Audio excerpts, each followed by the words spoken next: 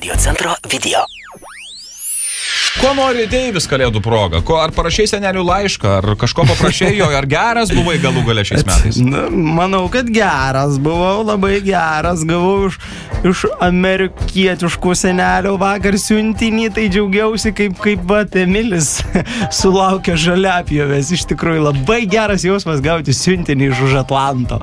Wow! Pralupai? Taip, Emilis pralupo, bet rankos kojos drebėjo, kaip faina žiūrėti, kai vaikas dovanas atidarinėja. Nes kai tu gauni siuntinį iš užsienio, kaip aš įsivaizduoju, net tengi nėra, tarkim, vienas daiktas, kaip plyta, ar ne? Tai būna daug tokių supakuotų, kad taupiai būtų, kad kuo ten mažiau vietos užimtų, ar ne, neva gražiai sudėliota. Ką gavai?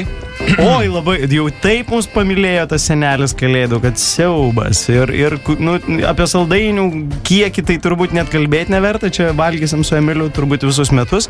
Visokių šmutkių medžiokliai, reikmenų visokių žvėrių, fotografavimo kamerą, matysim, kokie šernai pas mus ateina, bus labai faina. Turtingas ir gražus gyvenimas tavo, Deivi, šiaip su baltų pavydu klausausi labai. Tiesiog, malonu, faina girdėti, žinai.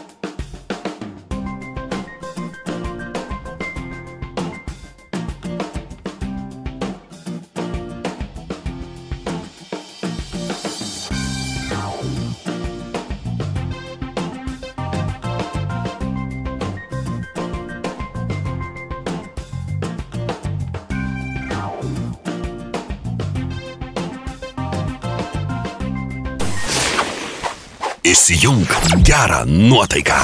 Radio centras.